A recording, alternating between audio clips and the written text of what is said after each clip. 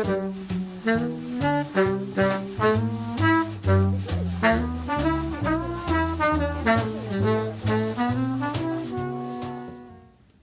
now we are very lucky to have my wonderful friend, Maggie Goodman, to talk about our wonderful meeting when we were very young at the time. I'm not exactly sure how old we were, but I was there to do Man of La Mancha, and Maggie was before me. You were doing that wonderful Carousel? Yes. I was doing Julie and Carousel. Julie and Carousel. That's right. Now I want you to hear from her point of view how we met under the most trying situation and this is what happens to you. You make such close friends after you were under the gun, so to speak.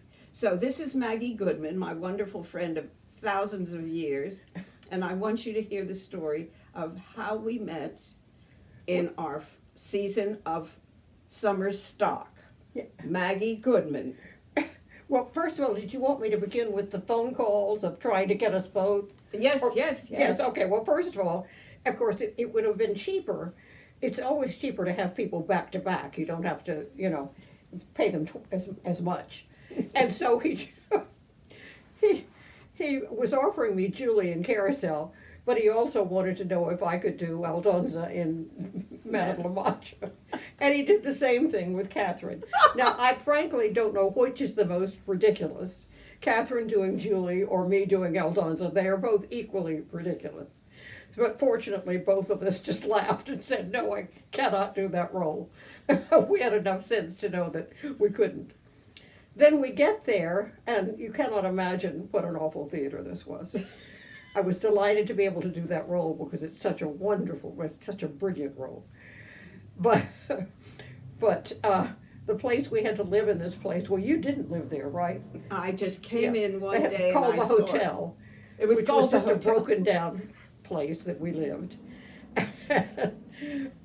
You weren't allowed to wash your hair except once a year. Well, the thing is it didn't have, you couldn't use a hair dryer in the hotel. It still just had DC current. So that was it. If you wash your hair, you could wash your hair there, but you couldn't dry it. You had to go to the theater to use a hair dryer. Well, I just remember one thing that happened to me when I arrived. Maggie was in rehearsal for her show, and I hadn't met her yet. And I walked in and I saw my room, and the windows were covered with spider webs. And I said, I'm not staying here. Oh, no. And then we met crossing over. Maggie was doing that wonderful role, and she, of course, did it beautifully. And Suzanne was in it too. Suzanne. McAndrews. Yes, she was. Yes, in it. she was doing Carrie. Yeah. Yeah. And I've also known her for years, and Yeah. it's a very interesting thing when you actually meet somebody when you're that young, and you stay in touch. And then the most amazing thing, which I'm going to also ask Maggie to tell you about, strangely enough, Maggie studied with my uncle, Boris Goldovsky, at Tanglewood. And then she ended up training other singers with his philosophy. So I tell them Well, about I actually didn't study with him at Tanglewood. I studied with him at New England Conservatory, where he was the head of the opera department. Which, in fact, really, I went to the New England Conservatory because he was there. That's the reason I chose that. Because he had come as a speaker when I was at Bryn Mawr College. And I was so impressed with what he had to say about opera as theater. I mean, I just thought that was so great, So that was why I went to New England Conservatory. Then, I'm trying to remember, this is all a very long time ago. He was there at first, but then after Ross, my ex-husband, and I both graduated from New England, and then we taught at New England Conservatory for a year, and we basically took over the opera department. He did the musical training, and I taught basically Boris's system of which involved a lot of specific scenes that he thought were especially suitable for beginning opera singers. And I would teach those, so they were called charted scenes. Which he had, and I've got them here someplace. Charts? They were charted scenes showing exactly where he wanted people to move on where in the scene. He was very specific about the movements, He would die today if he went to the Met. Oh my God. I remember him discussing the music of the flowers in, Butterfly. And that the music, and there's the flower goes here, and the flower goes here, and everything else. Well, I saw Butterfly at the Met, and I thought, well, that certainly isn't in it at all. I mean, the directors of today, Uncle Boris made lots of tapes of various operas and what happens in the opera and everything else from a musical standpoint. But at the opera today, which is a whole other story, they're not really interested in getting opera directors as much as they're interested in getting directors who are directors then they've never even heard or speak the language. Well, we don't even know to go into that, but go on. Yeah. So Well, there've been incredible changes over the years. Basically, at the time that I was in school and that I first met him, opera singers just walked onto the stage, face front, and sang, and that's what he was working against. Now, what has happened in between? There have along the way been some really good opera directors. Yes. That did marvelous stuff. Now, we've passed over into another period, which we have directors that are simply trying to call attention to themselves. So they have people doing completely insane things that don't have anything to do with the opera or with what's supposed to be going on in the opera, because the crazier the things are they have them do, the more attention it draws to the director. And that has become, unfortunately, the thing where we've moved. So we sort of moved through the period where we tried to have good direction. And that's the reason why in my one-person show, I said to Uncle Boris, why can't opera singers act? All they do is stand there like sticks and sing. Now, Uncle Boris taught the singers, like George Shirley, who was one of the great singers, and he did Don Jose and Carmen. He was just marvelous.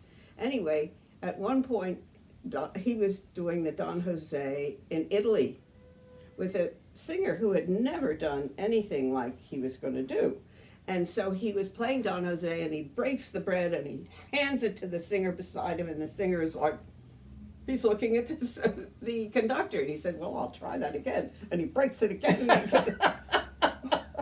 Well, things have changed a lot in the old days, but that story was so wonderful because Uncle Boris taught them how to be people on stage, which was wonderful. And now we've gotten into the opera.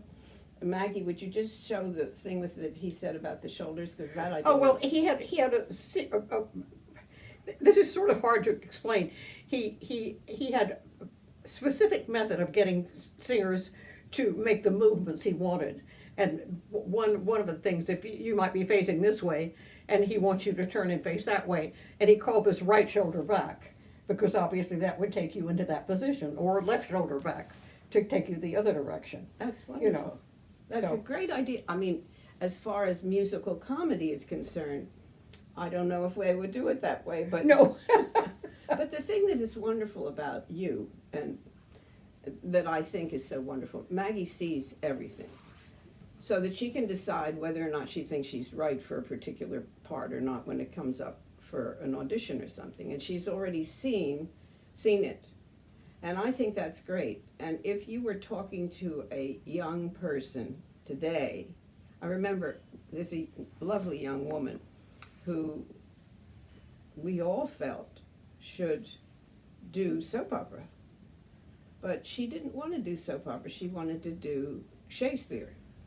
Well, there are not so many Shakespearean parts for young people who have never done anything. But if she had been on a soap opera, she could have done what she wanted to do.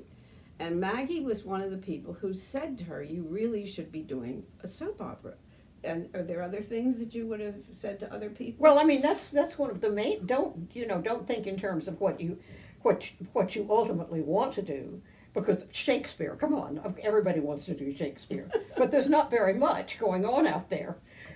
Do what jobs you can get, you know, but that's what's going to get you experience. It's going to get you to know people. Yes. And knowing people is the most important thing. And in fact, some of the most influential people in your career are going to be other actors, other singers, not just directors and producers. Right. They'll Other say, other actors are going to get you jobs, because when somebody asks you, do you know somebody that could do this role, and it's not something you could do, you say, oh yes, Catherine could do that. well, that's what Joy was saying, that she knew there was one person in town who could do such and such, and she told James Lapine about that. Recently, Diane Finley, who's a friend of both of ours, she got sick and she couldn't do an off-Broadway show, so they were trying to figure out who could play that part, blah, blah, blah, blah, blah. And she suggested Joy, which is terrific, because Joy was right for it. Yeah. And I have done that so many times with people, of trying to help them get agents and things like that, because we have to help each other. If you help somebody else, somebody somewhere else is going to help you. Absolutely. It works that way. Absolutely. It really does. But if you were talking to another young person, what kind of thing might you say to them about what you learned in the process of being, first of all, doing your musicals, and then learning from Uncle Boris, and then studying all the things that you're studying and seeing? What would you say to people? Well, what I said before, get the jobs you can get. You know, that's what you have to figure out. What am I able to book? You know, and there's no question that once I had some acting training, that was really acting training, not just, you know, acting in opera. Yeah. Then I was able to figure out better what things I might be able to get. Yes, I remember Claire Bloom saying to me, Catherine, I was standing by for Claire Bloom, and then I was asked to stand by for Rosemary Harris, which was not so bad. And she said, keep working, no matter what it is, keep working. And that's really what we have to do, is we have to keep working. And you did something very interesting. Funny face? Funny face. Oh yeah, the print. Yeah. I just fell into that. Yes, I'm trying to really think back to that now, how that all happened. I started trying to build I'm really trying to think back to how print was something I never thought about doing. And then all of a sudden, I began to realize that was in fact a good field for me, because I look average. You know, I do. I look Middle America. I look middle America, exactly. Yeah. So there were so many print ads that I could do, and that was a big help, because that kept me working. Yes. You know. I remember, because I always wanted to get into that group of people, Funny Face, and Maggie was in it. I don't look like Middle America, No. ladies and gentlemen. As a matter of fact, I had been on the set for a soap commercial, and they kept giving me the soap package, and so they said they wanted to do a whole series of the soap thing, the bonus soap around me. Now, I knew nothing about how you have to dress if you're going in for a commercial, so I wore a very pretty brown dress. I had black hair, which the brown dress did not help it soften any. I went in, they took one look at me, and that was the last of that, because I was considered ethnic, and Procter and Gamble did not use ethnic people. But with you... Yes, and in fact that was even an expression. She looks very P&G. Yes, yeah. And you did. And I did, yes. And that's another thing. How do you make money in this field? Yeah. So that was one of the things. What are the other things that you did? I don't know, remind me, what else did I do? I've just always worked whatever I could work, at whatever I could, you know. See, now that's it. Work at whatever you can work. And recently, and this is what brought me to doing this whole thing, is we all have had very good. You worked with Woody Allen. Oh, I wanted to tell Yes. you the Woody Allen. I want to tell you the Woody Allen story. Tell the Woody Allen story to our director about how wonderful that was. How was the audition for Oh him? gosh, I'm trying to even remember that. Now you've caught me by surprise, so I'm having trouble remembering how this all happened. He was not present at the first auditions. No. No, I mean he was, he was looking at them, at her doing the, but I'm sorry you caught me by surprise, so I It's can't. okay, but you did. I can't the movie. remember that. But once she started asking me questions and the way I was answering them, he was encouraging her. Yes, this is what I want. So that was great. And getting did you that ever series. see him finally? Did you finally see him? Well, finally we'd had scenes together. But he was not. He was not present at the initial auditions. What was it like with him having seen Well, it? actually, there was not that much interaction once we were working together. Mm-hmm. We were just doing the scenes. Mm-hmm, mm-hmm. So. Oh, that is such a wonderful. I remember seeing you. I was so excited. Maggie is doing a Woody Allen yes, movie. that is one of the more exciting things I've done. Yeah, Because I love Woody Allen. and that's the whole thing. You can get to do some really exciting things, and you say, "Wow, look what I just said. I'm going to be working forever." No, you are not going to be working forever. Get that into your head, because one of the things that happens, I don't know anybody who you get a job and you say, "Ah, I just am so happy. I'm going to be working forever," and then the end comes, and you think, "Oh, well, this is strange." And the next job they ask you to audition for is something that is an ultra low budget movie. And you think, I just was in. Now, right now, what's happening, and I said this the last time, with women of our age who've had lots of experience. Recently, I've had some, auditions. And they have been, which I'm happy to have an audition, really great to have an audition and hope to get the part. But they have been for new media, ultra low budget. And not that that I'm angry that they're doing this, but they should have more roles written for women who were substantial roles for people who, like Maggie, have had an extraordinary career with amazing people, and myself also. And this is the thing why I started this. I really want people to think about this. More writers should be writing, and I understand there's some people who write for themselves. They direct, they write, they star in the project. Now, there's no way that I could write, direct, and star in something. I produced the Colleagues Theater Company, which was wonderful, and little by little, I was not able to act anymore because I was a producer, and you don't act when you're the producer. You're raising the money, which is not easy to do.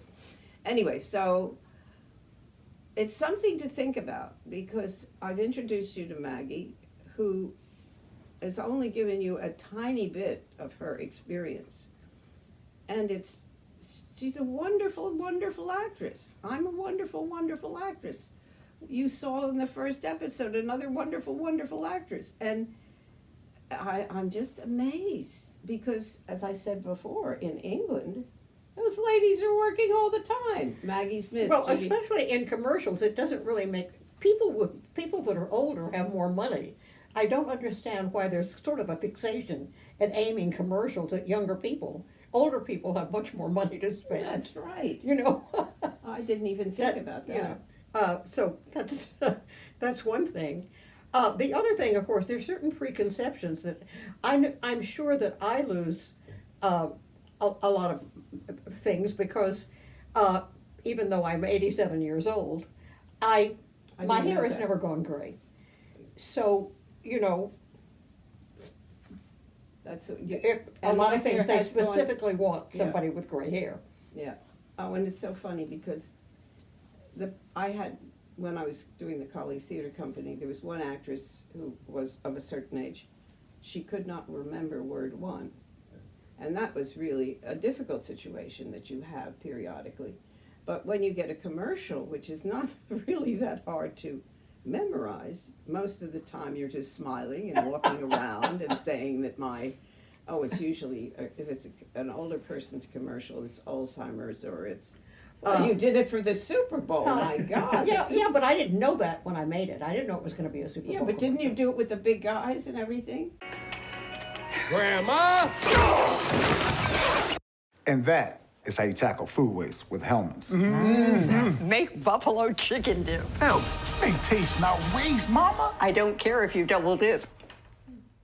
I do know that I didn't know it was gonna be a Super Bowl commercial. That turned out to be a lot more exposure than I had realized, which was exciting. They show me, and then somebody else moves in, and they're the one that gets tackled. How they do that technically, I don't know. I did not have to be tackled.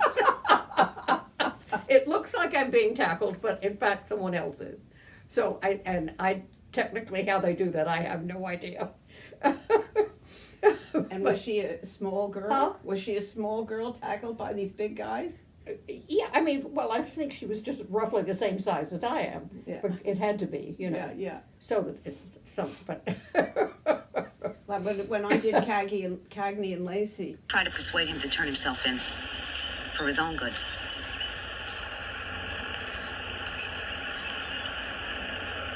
we were going out to the set, and we were in a bus, and this lovely girl who was about this big, and she had blonde hair, and I had black hair at the time, and she looked mid-America, and I said, "And what are you doing?" And she said, "I'm Catherine Wolf's stunt person." I said, "You're Catherine Wolf. I'm Catherine Wolf. You're my stunt person." Yes, right. And they put So I guess it has to be, but wasn't she roughly the same size? she was the same size, and they put a wig on her, and Yeah. they did a whole, because it was a scene where, and Yeah. then they, on Cagney and Lacey, what they wanted to do was to put her in the scene where they shoot the gun beside my head, and I said, "No, I want to do this myself." And, it wasn't that bad, but they were afraid they didn't want my hearing to be held. And we go down under in a parking garage. And first of all, we're in it was the beginning of the time when if a car is in the dark, it turns on the lights by itself. Well, we go into the parking garage and the lights go on, and the guy said, "Turn off the lights, what's the matter with you?" He said, "I can't turn off it." They're yelling at each other because the car was a new car, and whenever you went there, the lights went on. So that was the first problem. The next problem happened where I get out of the car and he grabs me, and Cagney and Lacey come down in their car and they're gonna go get him. And I had little tiny heels that had, the little nails in them to make them, they're little, and the bottom is a nail, but it's like a little, the nail isn't sticking out, it's the head of the nail. And he grabs me and he's pulling me back. And I'm going like this, and we get to the wall, he said, "Jesus, my feet are getting killed by your feet." I said, "I can't do anything." I couldn't see where my feet were going. I was stepping on the top of his feet with my little nailed shoes. Oh, God. It was so funny. It was really a funny show and fun show. I learned so much from that. It really is. See, there's so much you can learn no matter what you're doing. And you can learn it from the least important situation that you're in, and if you're a really nice person, which we both are, I think, if you're very nice, people will remember you, and if you aren't, They remember that too. Yes. and they don't want to have anything to do with you. And that's something, number one, that I will say. The other thing that I will say, and of course, I don't know if I said this the first time. When you're on the set, people say, oh, I love you. You're so marvelous. I think you are the best actress. Oh, I love you. And if you are foolish, like I was in the beginning, you think they mean it. They mean it for the moment. They're friendly and wonderful. But after that, it's over. And it's really important to know that they can, you know, if you see them in the street, you big huggies and kissies and everything else, but that's that. And when somebody said to me, oh, you're the greatest actress, I love you, you're so fabulous, I thought they meant it. And I thought they meant it for that moment. But the problem was, when I wanted to be in touch with them because they were doing something else, had to be very careful about that. You have to remember the people that are your best friends, or the people that care about you, or the people that are sitting beside you in a thing like this. But if you're on a set and they think you're wonderful, that's what they think you're wonderful at that moment. And unless you have some incredible friendship after that, it's still, you have to be careful, I think, don't you? Yeah, yeah. Another thing that I would like to throw into this, something that's changed, because the first audition now is almost always a taped, a self-tape. Yeah. And they are losing a lot. That's not going to stop, because it saves money for them. It puts all of the burden on the actor instead of on the casting person. So that's going to continue. But it's a shame because they're losing a lot. That first audition in the studio can tell them a lot about you. Absolutely. When you walk in, you can already tell whether this person's going to be a pain in the ass. Oh, yeah. You absolutely can tell. There's so much you can tell by that first audition, when the way they interact with you, and just everything, what they ask. There's so much you can tell about how they're going to be to work with, and they're losing that by having it self-taped. Also, they're losing, by having self-tape, the ability to say to the person, yeah, I like what you did, but let's do such and such. Exactly. And you can do it. I cannot tell you how much I regret losing that, because I think I'm very good at taking direction. Yes. And I used to look forward to them making a directorial adjustment, so I could show them Yeah. that I'm good at taking a directorial adjustment. And not only that, that what the director has asked for, you can do. Yes. But if you come in with your tape, now Peppy and I just sent in a tape for something that was kind of very small, and we sent in 2 tapes to give them as much as we could possibly give them but It's still not the same as taking No. direction on the spot. That's right, that's Yeah. right. So, anyway, folks, we have any other ideas to tell? Well, not that I can think, not unless you come up with a question. Come up with a question. Let's see, let's come up with a question. Well, if you're not working, what do? You do a one-person show. I did one, I actually did 2, but very similar ones. And Maggie did, I've done several cabaret acts, yes. yeah, you did a cabaret Yes. act. And did you Yes. change the songs? Huh? Did you change the songs? I mean, and you said several. Oh, well, yeah, I'm trying to think. Actually, I guess I probably did 2. And I did them several times, And they, it's impossible to think about even doing those, because they were with Paul Trueblood. Oh, I God. just, an accompanist that we lost that was just absolutely brilliant. Oh. I can't even think about trying to do. And that also the without him. fact is you had to make an audience come in, that was another problem. And you had to advertise, you had to do all sorts of things. Yeah. However, it's wonderful because you rehearse, you create something, and you Yes. feel alive. And yes, Paul Trueblood, I have a story about Paul Trueblood, the great Paul Trueblood. He was a pianist who could play anything. If you got off, he could follow you. He was extraordinary. So when I did my one-person show, my sister said to my mother, oh, Ma, you gotta see the show. Invite all your friends, and Kathy can do it in your living room. It was a big enough living room. And there was a piano. And so she was a little concerned about this, but she decided, since her youngest daughter, who was very wonderful, invited her to do that, she did it. And invited her friends and everything. And one of the friends was the piano teacher at the Curtis Institute of Music, who was the most amazingly funny lady. Her name was Ellie Sokolov.